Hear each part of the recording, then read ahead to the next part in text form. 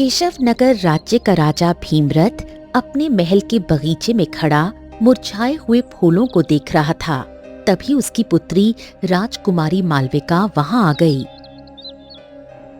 क्या हुआ पिताजी? कई दिनों से देख रही हूँ आप रोज यहाँ आते हैं और मुरझाए फूलों को देखते रहते हैं।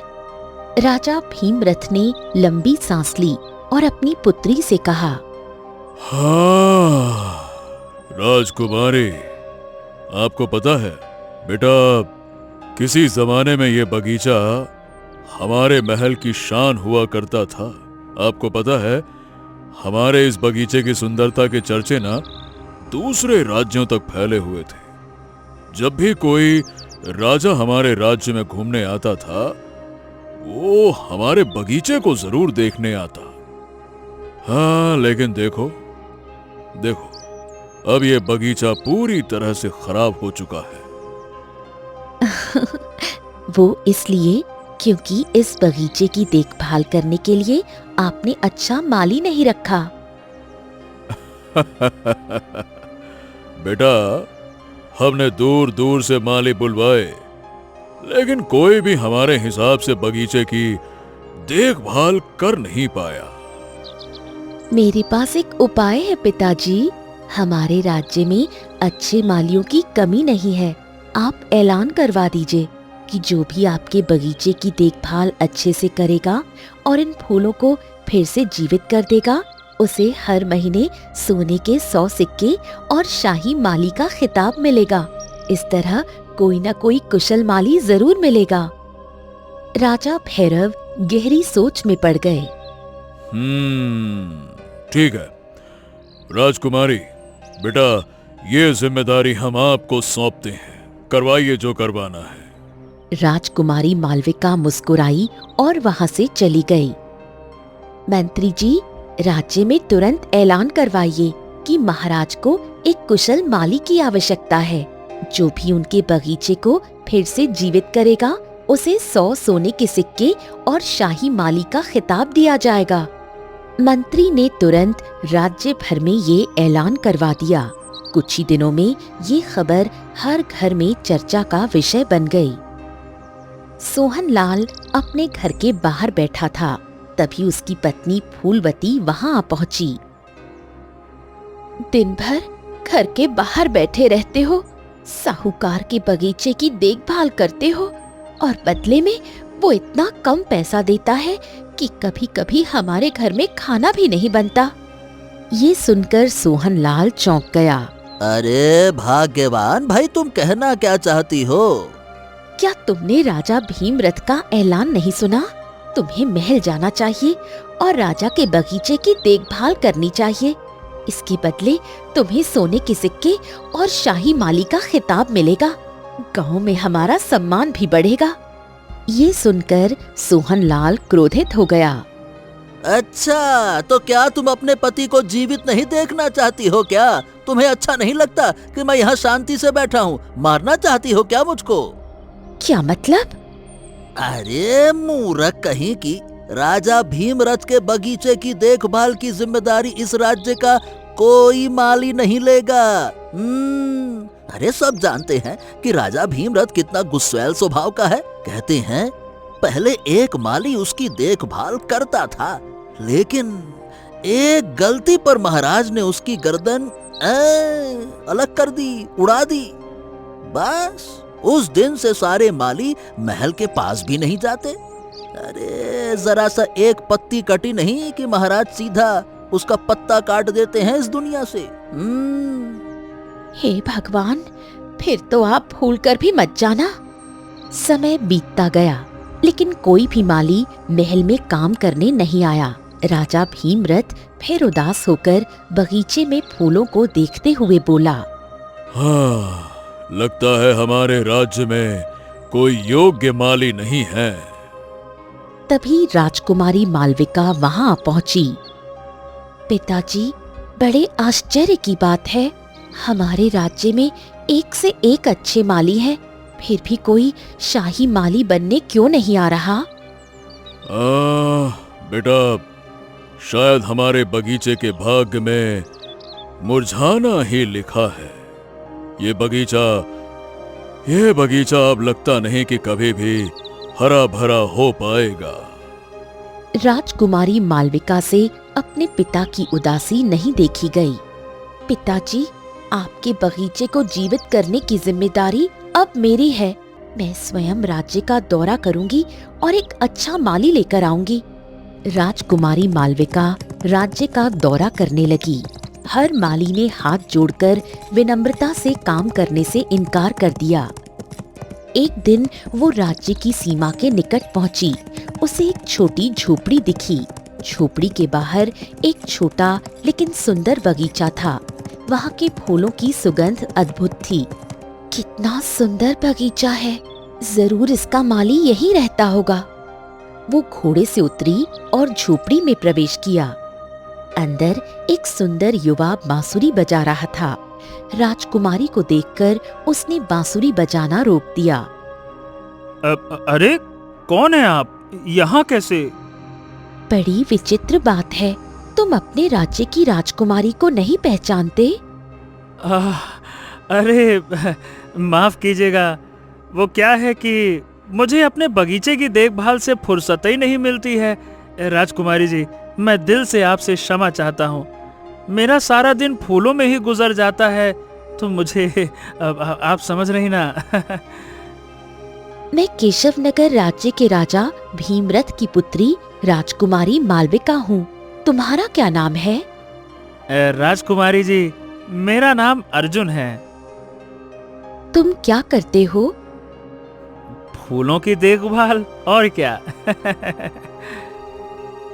मेरे पिता का एक बगीचा है जो काफी समय से सूना पड़ा है। उसे एक माली की सख्त आवश्यकता है। क्या तुम शाही माली बनना पसंद करोगे? इसके बदले तुम्हें सोने के 100 सिक्के और शाही माली का खिताब दिया जाएगा। अर्जुन गहरी सोच में पड़ गया। फिर मुस्कुराते हुए उसने राजकुमारी को बाहर आने का इशारा किया और एक सुंदर फूल की ओर चला गया। उसे तोड़ा और बोला, ये लीजिए, जरा इसकी सुगंध महसूस कीजिए। लीजिए लीजिए लीजिए। राजकुमारी ने फूल की महक ली और आश्चर्य से बोली, इसकी महक तो अद्भुत है। मैंने इतनी प्यारी सुगंध कभी महसूस नहीं की। राजकुमारी जी, इससे भी सुंदर और सुगंधित फूल आपके बगीचे में उगा सकता हूँ। मुझे ये बागवानी और फूलों का बहुत अच्छा ज्ञान है। मैं आपका शाही माली बनने के लिए तैयार हूँ, लेकिन बस मेरी एक शर्त है। कैसी शर्त? शर्त ये है कि मुझे हर महीने सोने के सिक्के नहीं चाहिए, ना ही शाही माली का खिताब चाहिए। मैंने सुना है कि महल अंदर से बहुत सुंदर होता है। मेरी केवल एक ही इच्छा है, मुझे महल में आने जाने की स्वतंत्र अनुमति चाहिए, बस। मुझे तुम्हारा प्रस्ताव स्वीकार है, लेकिन मुझे एक बार अपने पिता से बात करनी होगी। क्या मैं तुम्हारा ये फूल ले जा सकती हूँ? मुझे विश्वास है कि इसकी सुगंध सूंघकर मेरे पिता इनकार नहीं कर सकेंगे। हाँ, तो फिर मुझे कोई आपत्ति नहीं है राजकुमारी, फिर तो सब ठीक है। राजकुमारी मालविका घोड़े पर बैठी और महल की ओर लौट गई। राजकुमारी मालविका ने राज दरबार में अपने पिता को सारी घटना बताई। ये क्या बात कर रही हो राजकुमारी? वो 2 कौड़ी का माली महल में बिना रोक टोक के घूमेगा? हरगिज नहीं, हरगिज नहीं। हमें उसकी शर्त बिल्कुल मंजूर नहीं है। राजकुमारी मालविका ने तुरंत फूल राजा भीमरथ को दिया। राजा भीमरथ ने फूल की महक सूंघी और उनके चेहरे से तुरंत क्रोध गायब हो गया। मन तरोताजा हो गया। पता है बेटी, वर्षों पहले हमारे बगीचे में भी बहुत सुंदर फूल होते थे, लेकिन इतनी अद्भुत सुगंध तो उन फूलों की भी नहीं होती थी। ठीक है बेटा, उस माली को लेकर आइए। हमें उसकी शर्त मंजूर है। ले आइए उसे। राजकुमारी मालविका खुश होकर तुरंत अर्जुन के पास चली गई। मेरे पिता को तुम्हारी शर्त मंजूर है। ठीक है राजकुमारी, तो मैं कल प्रातःकाल आपके बगीचे में पहुंच जाऊंगा। ठीक है, ठीक है। अगले दिन सुबह सुबह अर्जुन राजमहल के बगीचे में पहुंचा। राजा भीमरथ और राजकुमारी मालविका पहले से वहां मौजूद थे। हमें कल राजकुमारी ने जो फूल दिया वो हमें बहुत पसंद आया। ये बताओ, क्या तुम उस जैसी सुगंध वाले फूल इस बगीचे में उगा सकते हो? क्यों नहीं महाराज, आप बस देखते रहिए। मैं आपके बगीचे को इतना सुंदर बना दूंगा कि ये लोगों के लिए अजूबा बन जाएगा। आप खुद कहेंगे, वाह कमाल कर दिया अर्जुन तुमने, कमाल। अर्जुन उस दिन से लगातार मेहनत करने लगा। कुछ ही समय में राजा भीमरथ का बगीचा सुंदर फूलों से भर गया। पूरे महल में सुगंध फैल गई। अर्जुन इतने कम समय में राजा भीमरथ और राजकुमारी मालविका का प्रिय बन गया। अब अर्जुन बिना रोक टोक महल में आने जाने लगा। वो धीरे धीरे महल के परिवार का हिस्सा बन गया।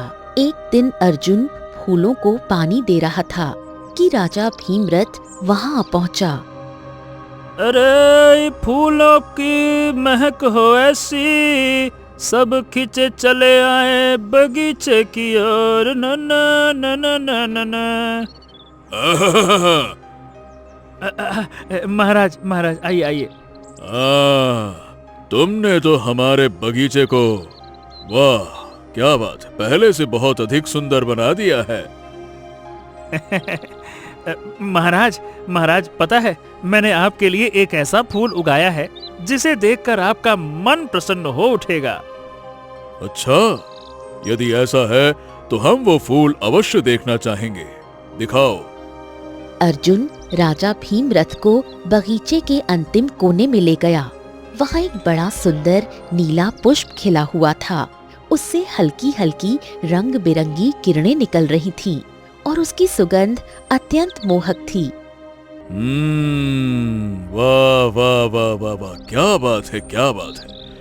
ऐसा विचित्र फूल हमने जीवन में कभी नहीं देखा। ये तो अत्यंत सुंदर है। महाराज, यदि आपको ये इतना पसंद है तो इसको तोड़ लीजिए महाराज। तोड़ लीजिए, तोड़ लीजिए, कोई बात नहीं, तोड़ लीजिए महाराज। तोड़ लीजिए। राजा भीमरथ मुस्कुराया और धीरे धीरे उस फूल की ओर बढ़ा। जैसे ही उसने फूल को तोड़ा, अगले ही पल राजा भीमरथ स्वयं एक नीले फूल में परिवर्तित होकर उसी पौधे पर लग गया। अर्जुन ये देखकर हंसने लगा।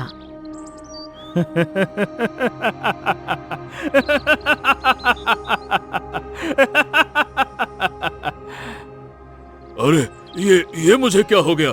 ये क्या हो गया मेरे साथ? ये क्या कर दिया तुमने मेरे साथ? क्या हुआ महाराज? बहुत फूलों से प्रेम था ना, तो भाई जिससे तुमको प्रेम हो हमने तुमको वो बना दिया। अब तुम स्वयं एक फूल बन गए हो। तुम अब दूसरों को महकाते रहो, महकाते रहो, महकाते रहो।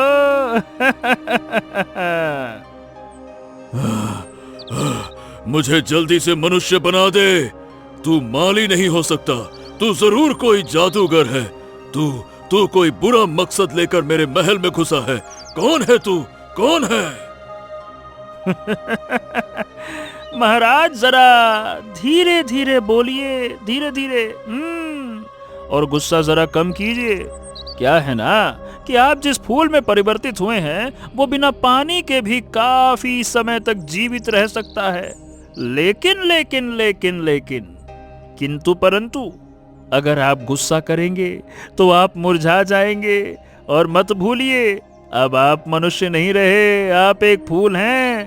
अगर आप मुरझाए, पेड़ से गिरे तो आपका काम खत्म। मैं तो चला अपने काम से। फूलों को पानी देने न न न न मन ड ड ड ड ड ड ड ड ड। अर्जुन रहस्यमयी मुस्कान के साथ वहां से चला गया और फिर से अपने काम में लग गया। शाम तक राजा भीमरथ महल नहीं लौटा तो राजकुमारी मालविका और मंत्री की चिंता बढ़ गई। राजकुमारी, महाराज तो प्रातःकाल बगीचे में टहलने के लिए गए थे, उसके बाद से अब तक वापस नहीं आए। आखिरकार वो गए तो गए कहाँ? मैं भी इसी बात से परेशान हूँ। चलो अर्जुन से पूछते हैं। मंत्री और राजकुमारी बगीचे में पहुंचे जहाँ अर्जुन पौधों को पानी दे रहा था। क्यों अर्जुन, क्या महाराज सुबह यहाँ आए थे? देखा था महाराज को तूने? हाँ हाँ, महाराज तो आए थे। कुछ देर उन्होंने मुझसे बात की, बगीचा देखा और फिर बस चले गए। चले गए? कहाँ चले गए? ये मुझे क्या पता। वो इस राज्य के महाराज है, राजा है। मैं ठहरा एक साधारण माली। क्या वो कहीं जाने से पहले मुझसे इजाजत लेंगे क्या? अर्जुन का उत्तर मंत्री को विचित्र लगा, लेकिन वो चुप रहा। दोनों वहां से चले गए। समय गुजरता गया पर राजा भीमरथ वापस नहीं आया। महाराज का समझ नहीं आ रहा है। जैसे महाराज को जमीन निगल गई हो या आसमान खा गया हो। सैनिकों ने जंगल का चप्पा चप्पा छान मारा, सारे गुप्तचर थक कर बैठ गए, लेकिन महाराज का कोई पता नहीं चला। और ऊपर से राजकुमार आर्यवर्धन भी पड़ोसी राज्य में युद्ध में सहायता देने के लिए गए हैं, वो भी नहीं लौटे। अगर राजकुमार आर्यवर्धन होते तो शायद कुछ उपाय करते। राजकुमारी मालविका की आंखें नम हो गईं। अब क्या होगा मंत्री जी? देखिए राजकुमारी, मेरे हिसाब से राज सिंहासन अधिक समय तक खाली नहीं रहना चाहिए। हमें किसी भी तरह से राजकुमार आर्यवर्धन को वापस बुलाना होगा। लेकिन वो तो युद्ध में सहायता देने गए हैं। आप चिंता मत कीजिए, मैंने एक खास गुप्तचर भेजा है, वो आज शाम तक लौट आएगा। मंत्री और राजकुमारी नहीं जानते थे कि ये पूरी बातचीत अर्जुन छुपकर सुन रहा था। अर्जुन मुस्कुराया और वापस अपने बगीचे में चला गया। शाम को एक नकाबपोश युवक बगीचे से होते हुए महल की ओर जा रहा था। अचानक अर्जुन उसके सामने आ गया। ये बताओ, तुम गुप्तचर हो क्या? हाँ, मैं गुप्तचर हूँ, लेकिन तुझे इससे क्या? अपना काम करो माली, महल के मामलों में दखल मत दिया करो। हटो मेरे रास्ते से। अरे आप तो बुरा मान गए। दरअसल गुप्तचर जी, आपके लिए ना मेरे पास एक बहुत सुंदर फूल है जिसकी महक बड़ी अद्भुत है। अरे एक बार इसकी सुगंध महसूस कीजिएगा ना, आपका मन तरोताजा हो जाएगा, यात्रा की थकावट दूर हो जाएगी। अरे जो राज्य का बोझ है ना, वो हल्का हो जाएगा। अर्जुन ने फूल गुप्तचर के सामने किया। जैसे ही सुगंध उसकी नाक से टकराई, उसका गुस्सा गायब हो गया। उसकी आंखें चमकने लगी, जैसे वो किसी सम्मोहन का शिकार हो गया हो। मजा आ गया ना? तो अब मेरी बात ध्यान से सुनो। अब तुम वही करोगे जो मैं कहूंगा। बिल्कुल, आदेश दीजिए। आहा, अब आए ना। तो सुनो, जाओ मंत्री और राजकुमारी से कहो कि राजकुमार आर्यवर्धन युद्ध में मारे गए। इसके अलावा कुछ और मत कहना, और फिर चुपचाप यहां से निकल जाना और कभी दोबारा यहां वापस मत आना। जाओ। गुप्तचर सम्मोहित अवस्था में चल पड़ा। मंत्री और राजकुमारी मालविका उसका इंतजार कर रहे थे। आओ आओ आओ आओ गुप्तचर, हाँ बताओ, तुमने राजकुमार आर्यवर्धन को खबर दे दी कि महाराज गायब हैं? बताओ। गुप्तचर ने गहरी नजर से मंत्री को देखा।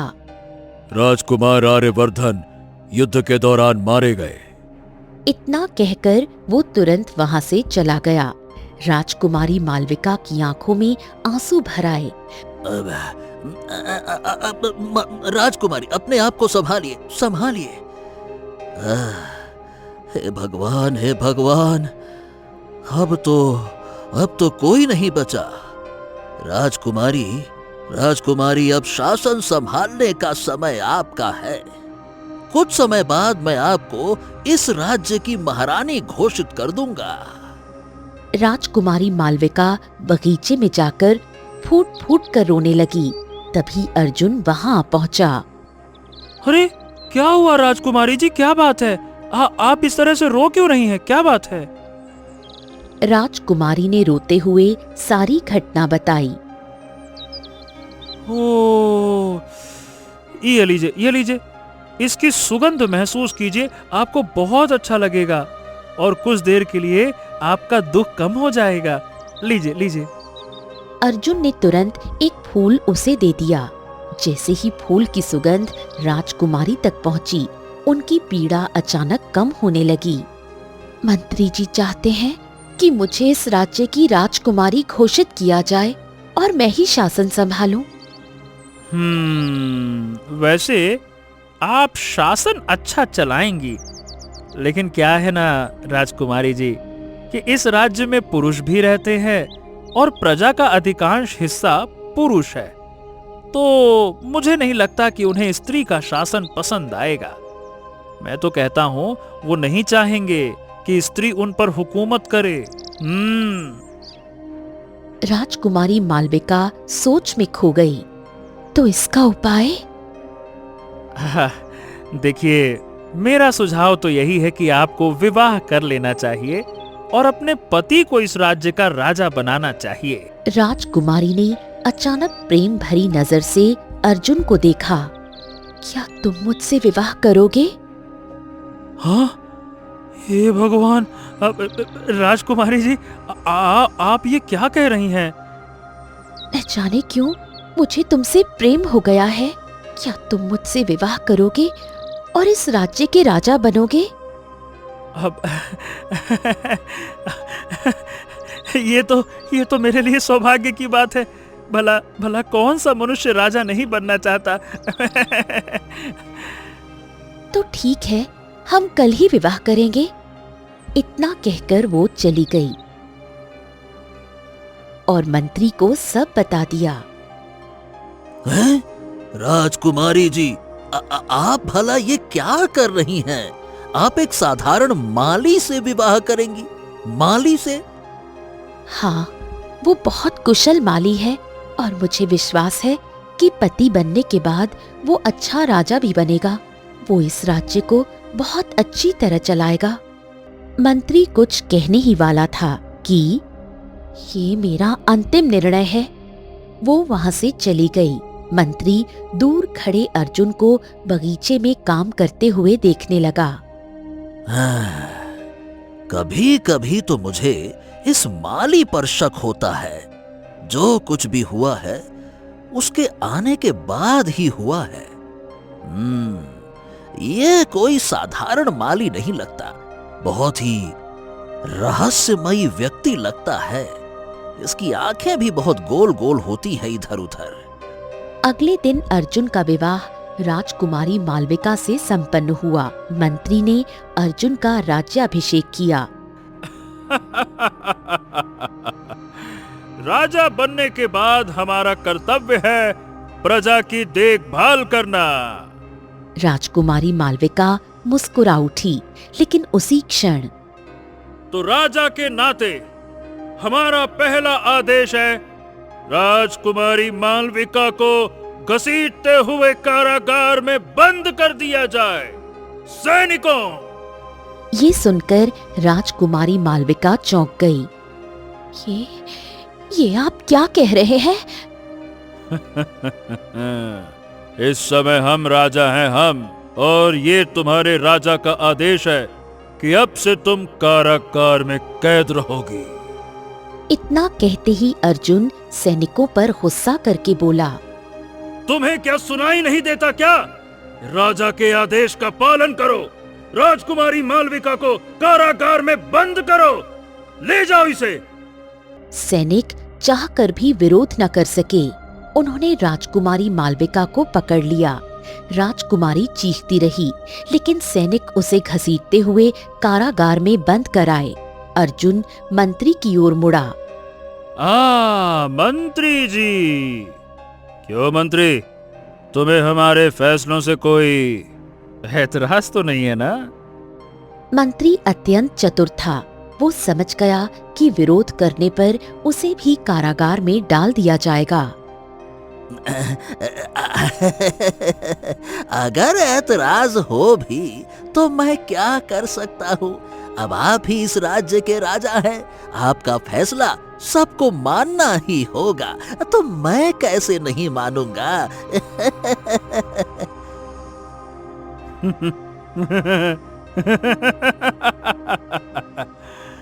समझदार मंत्री हो। अगर कुछ और कहते ना मंत्री, तो पता है मैं तुम्हें कारागार में बंद नहीं करता, बल्कि अभी तुम्हारी यहीं पे तलवार से गर्दन तुम्हारे शरीर से अलग कर देता और चौराहे पर टंगवा देता।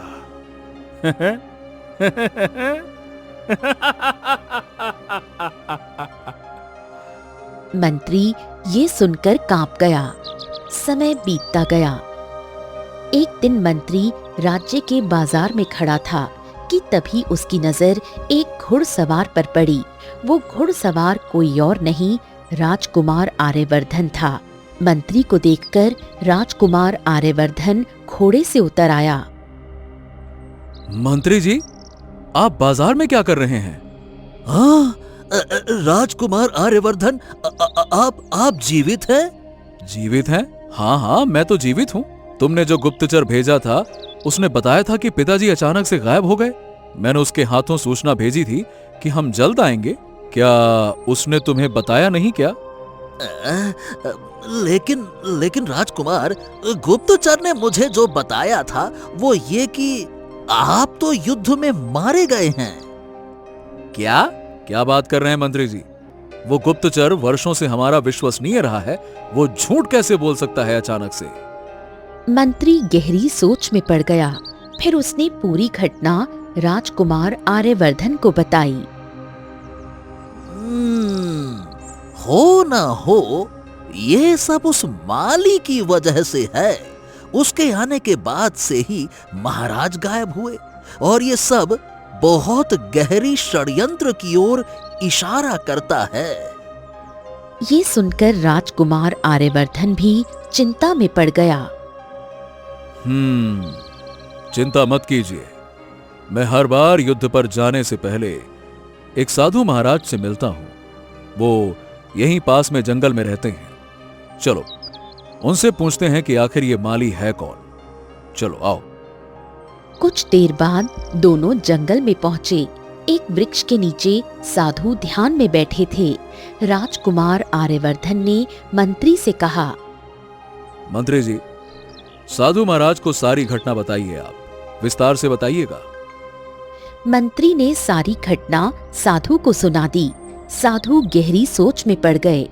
उन्होंने आंखें बंद की और कुछ क्षण बाद रहस्यमयी मुस्कान के साथ बोले,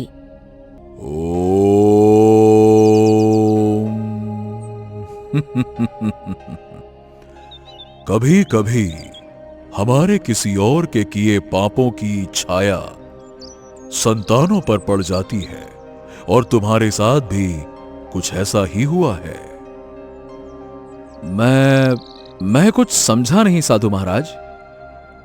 साधु ने अपने पास रखा अभिमंत्रित सिंदूर उठाया। इसे लो और महल के बगीचे में एक नीला फूल खोजो। वो रंग बिरंगी किरणों से चमकता होगा। ये सिंदूर उस पर फेंक देना, महाराज जीवित हो जाएंगे। वो उसी फूल का रूप लेकर उस फूल में कैद कर दिए गए हैं, और ये सब कुछ उसी जादुई माली ने किया है। क्या उस माली ने पिताजी को फूल बना दिया? हां, जैसे ही तुम ये सिंदूर नीले फूल पर डालोगे, महाराज अपने वास्तविक रूप में लौट आएंगे। परंतु उनके लौटते ही उस माली का अंत निश्चित है। उसके जादू का नियम ही कुछ ऐसा है। और उसने ये सब क्यों किया, ये सच्चाई तुम्हारी आंखों के सामने खुल जाएगी। जाओ, अब देर मत करो, जाओ। राजकुमार आर्यवर्धन तुरंत मंत्री के साथ महल के बगीचे में चुपके से पहुंचा। कुछ ही देर में उसे नीला फूल दिखाई दिया जो रंग बिरंगी किरणों से चमक रहा था। मंत्री जी, यही है, बगीचे में केवल यही फूल चमक रहा है, देखिए। वो तुरंत उसके पास गया और सिंदूर फूल पर फेंक दिया। अगले ही क्षण रंग बिरंगी किरणें फूटी और फूल राजा भीमरथ के रूप में बदल गया। राजा भीमरथ अपने पुत्र को देखकर भावुक हो उठा। हाँ, राजकुमार, राजकुमार, हाँ, हमें विश्वास था कि तुम जरूर आओगे और हमें हमारे रूप में वापस लाओगे। हाँ। मंत्री ने राजा भीमरथ को सारी घटना बताई। ये सुनकर राजा भीमरथ क्रोधित हो उठा। तो चलो, सेनापति के पास चलना होगा। यदि सेनापति हमारे साथ खड़ा हो गया तो वो माली राजा होकर भी हमारा कुछ नहीं कर पाएगा। चलो। राजा भीमरथ, मंत्री और राजकुमार आर्यवर्धन सेनापति के शिविर में पहुंच गए। सेनापति राजा भीमरथ को देखकर चौंक गया। महाराज, महाराज आप जीवित हैं?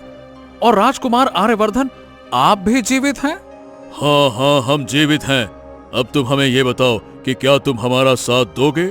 महाराज, आप ये कैसी बातें कर रहे हैं? मेरे लिए तो आप और राजकुमार आर्यवर्धन ही सच्चे महाराज हैं। और आप दोनों का जीवित होना इस बात का प्रमाण है कि वो माली छल से राजा बना है। महल में किसी ने भी उसे मन से राजा स्वीकार नहीं किया। सब मजबूरी में झुक रहे थे। आप चलिए मेरे साथ, आप चलिए मेरे साथ।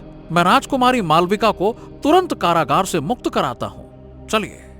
सेनापति राजा भीमरथ राजकुमार आर्यवर्धन और मंत्री को लेकर कारागार पहुंचा। राजकुमारी मालविका को आजाद कर दिया गया। अपने पिता और भाई को जीवित देखकर राजकुमारी खुश हो गई। बस बस बेटा, बस बस बस बस, धैर्य रखो बेटी। जिसने हमारे साथ धोखा किया है, अब उसका अंतिम समय निकट है। पिताजी, साधु महाराज ने कहा था कि आपके असली रूप में लौटते ही वो माली वैसे भी कुछ समय का मेहमान रहेगा, क्योंकि उसके जादू का नियम ही कुछ ऐसा है। लेकिन हम उसे ऐसे नहीं जाने देंगे। हम उसे अपने हाथों से मारेंगे। ये सुनकर राजकुमारी मालविका रो पड़ी। पिताजी, वो जैसे भी हैं, मेरे पति हैं। राजकुमारी सौम्या, ये क्या बातें कर रही हो?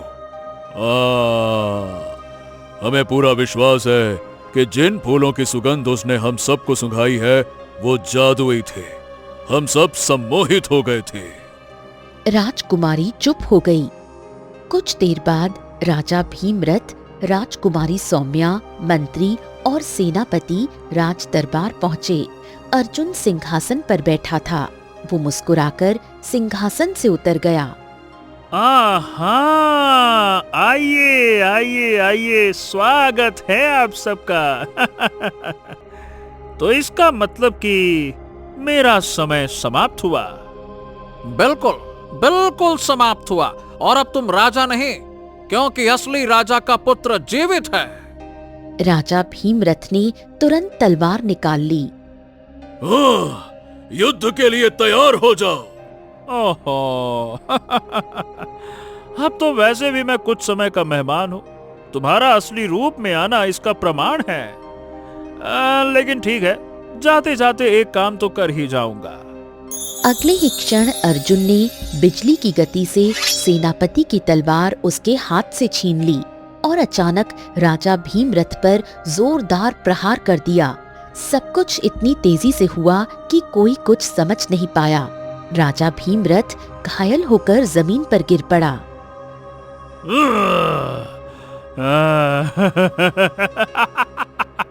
अब पता चला ना महाराज, जब तलवार का वार शरीर पर पड़ता है तो कैसा दर्द होता है। सेनापति कुछ करने ही वाला था कि बोलो बोलो, तुमने ऐसा क्यों किया? बोलो, तुमने ऐसा क्यों किया? अर्जुन का चेहरा क्रोध से तमतमा उठा। बताता हूँ, मैं सब कुछ बताता हूँ। तुम्हारे पिता एक निर्दयी राजा थे और अभी भी हैं। मेरे मन में उसके लिए जरा सी भी दया नहीं है, इतनी सी भी रत्ती भर भी नहीं। अर्जुन घायल राजा भीमरथ के पास झुककर बोला, तुम्हें रामलाल याद है ना महाराज? क्यों? रामलाल का नाम सुनते ही राजा भीमरथ कांप उठा।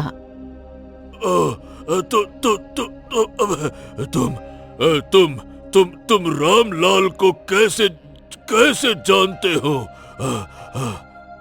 क्योंकि मैं रामलाल का पुत्र हूँ, वही रामलाल जिसे तुमने बगीचे में बड़ी बेरहमी से मार डाला था और उसके परिवार को उसके ही घर से धक्के देकर निकाल दिया था। उसके परिवार में न पत्नी थी न बेटी, केवल एक 10 वर्ष का पुत्र, वो भी मैं। पर तुमने मेरी उम्र देखकर भी दया नहीं की थी, बल्कि मुझे धक्के मारकर निकाल दिया था। अर्जुन की आंखों में खून उतर आया। वो अतीत में खो गया। अर्जुन 10 वर्ष का था और वो घर में बैठा था। उसका पिता रामलाल बोला, बेटा, मैं बगीचे में जा रहा हूँ, शाम तक लौट आऊंगा। रामलाल बगीचे पहुंचा और फूलों में पानी डालने लगा। तभी उसने एक मुरझाए फूल को देखा। हे भगवान, ये फूल कैसे मुरझा गया? ये फूल तो महाराज को बहुत पसंद है। अब क्या करूं? तभी राजा भीमरथ वहां पहुंचा। रामलाल, ये फूल कैसे मुरझा गया? महाराज, पता नहीं कैसे, मुझसे गलती हो गई महाराज। मैं इसको जल्दी सही कर दूंगा। मैंने कहा था ना, सारा बगीचा खराब हो जाए पर ये फूल नहीं मुरझाना चाहिए।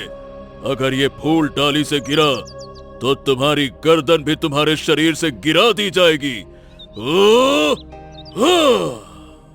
तभी सूखा हुआ फूल टहनी से गिर पड़ा। राजा भीमरथ ने बिना देर किए तलवार उठाई और रामलाल की गर्दन काट दी। एक सैनिक दौड़ा आया।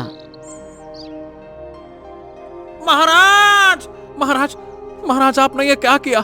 सिर्फ एक फूल के कारण रामलाल को मार दिया? हाँ, मार दिया। और अभी मेरा क्रोध शांत नहीं हुआ है। जाओ इसके परिवार को घर से धक्के देकर बाहर निकाल दो। जाओ। अरे लेकिन महाराज, उसके परिवार में तो सिर्फ 10 वर्षीय पुत्र है। उसकी पत्नी तो पहले ही मर चुकी है। उस मासूम को। मेरी बात कान खोल के सुनो। पुत्र हो या पुत्री, जो भी हो, उसे धक्के मारकर निकाल दो। सैनिक मजबूरी में रामलाल के घर पहुंचा। उसने छोटे अर्जुन को सब बताया। अर्जुन रोता हुआ घर छोड़कर जंगल में भटकने लगा। कुछ देर बाद उसने एक व्यक्ति को देखा जो फूलों पर मंत्र पढ़ रहा था। कौन हो तुम?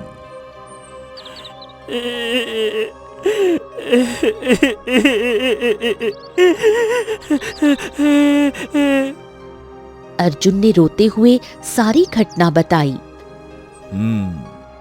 मैं एक जादूगर हूँ। फूलों की विशेष विद्या जानता हूँ। सुगंध के द्वारा सम्मोहित कर सकता हूँ और किसी मनुष्य को फूल में भी बदल सकता हूँ। मैं ये विद्या सीखना चाहता हूँ। ये विद्या बड़ी खतरनाक है। अगर तुमने किसी को फूल में बदल दिया और वो अपने असली रूप में वापस आ गया तो तुम जीवित नहीं रह पाओगे। मुझे वैसे भी जीवित नहीं रहना है। मैं उस हत्यारे को सबक सिखाना चाहता हूँ जिसने मेरे पिता को एक मामूली बात पर मार दिया।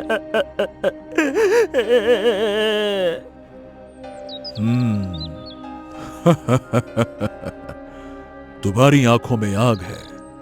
मैं तुम्हें विद्या अवश्य सिखाऊंगा। राजकुमारी सौम्या, राजकुमार आर्यवर्धन, मंत्री और सेनापति की आंखों में आंसू थे। अगले ही पल अर्जुन का चेहरा नीला पड़ने लगा। वो जमीन पर गिर पड़ा। मैं भी जा रहा हूँ और तुम भी जा रहे हो। बस फर्क इतना है कि तू नरक में जाएगा और मेरा मुझे पता नहीं। इतना कहकर अर्जुन ने दम तोड़ दिया और उसी क्षण राजा भीमरथ ने भी अंतिम सांस ली। सभी की आंखों में आंसू थे, पर उन आंसुओं में दया राजा भीमरथ के लिए नहीं बल्कि अर्जुन के लिए थी। कभी कभी अन्याय की एक चिंगारी किसी निर्दोष हृदय में ऐसा तूफान जगा देती है जो एक साम्राज्य को हिला कर रख देता है।